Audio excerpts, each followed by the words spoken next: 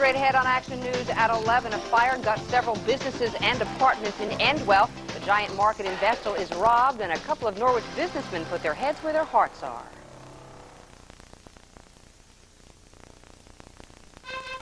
From WBNG TV, named the best local newscast by the New York State Broadcasters Association.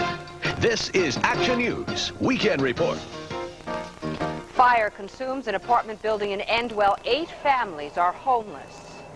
A man accused of luring a local teen via the internet is free on bail tonight. And Mother Nature sheds a little light on Endicott's very first spring fling. Good evening and welcome to Action News. I'm Lisa Champeau.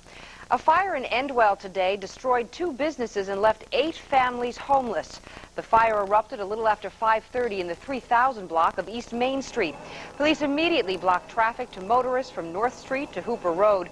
No one was seriously injured. The cause of the fire is still under investigation. At this time, firefighters say they haven't been able to stay in the building long enough because of structural damage. Some of the people who live and work here may not be able to come back for a long time.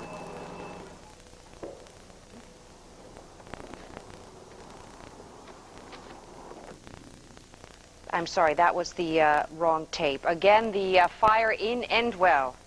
All right, we'll get that story to you as soon as we can. Information is asked to call Vestal Police. And now we will turn to the story on the fire in Endwell. Again, the fire in Endwell earlier tonight gutted a building and left 8 families homeless. Many can't go back there for a long time. It's just hard, you know, something you build up for years and, you know, worked hard to do, and it's all gone in a fire. You know, we just have to find another office and keep going. Ted Woodward lost his business in the fire. His entire floor cleaning company was destroyed. The blaze also gutted the golf shop next door where it's believed the fire started. Many of the residents in the 8 apartments upstairs were home when the fire broke out.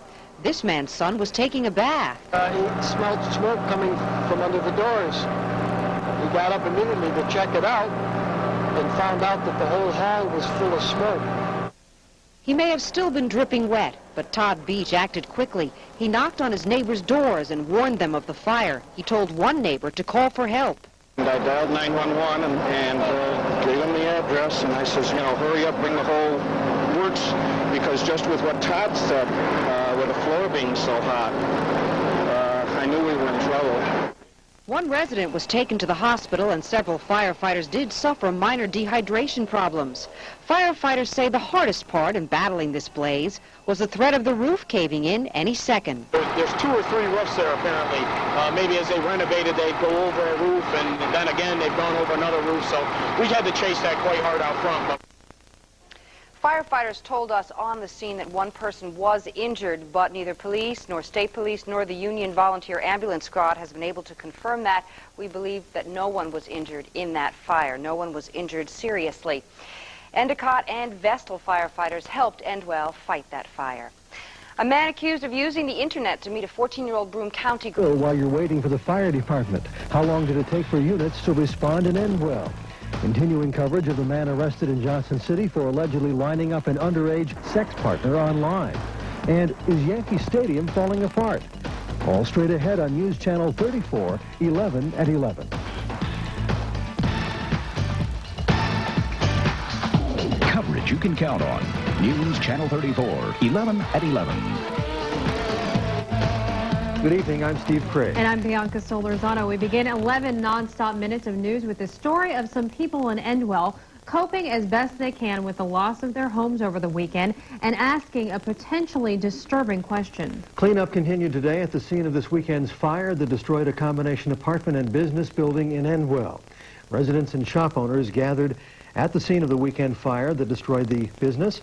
They were waiting to retrieve belongings damaged there. The building is in such bad shape right now it's considered unsafe, and the structure has been condemned until fire investigators can assess the damage. Residents are unsure about the condition of their belongings.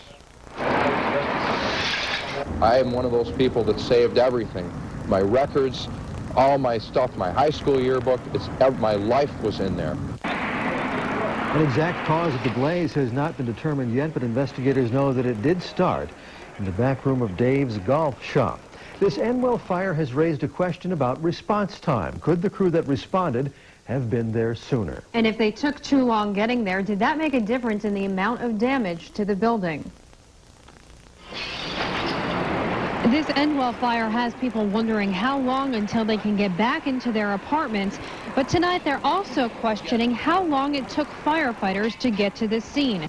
One tenant estimates it took 17 minutes. If I knew it was going to take that long, I think I could have gone over, gotten the truck and driven it over here and at least gotten an extinguisher and pretended to be a fireman. The chief of Endwell's volunteer fire department says it's common to have people's perception of time distorted during a fire.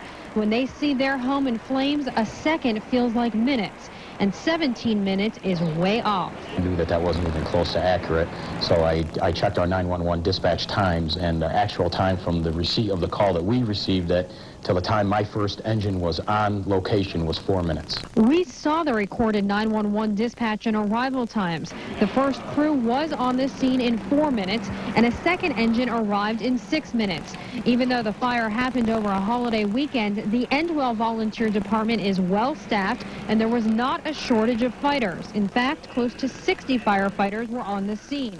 Caforio says if they had taken longer to get there, things would have been a lot different. Well, if that fire progressed 12 minutes past the time that we arrived there, that whole block would be down.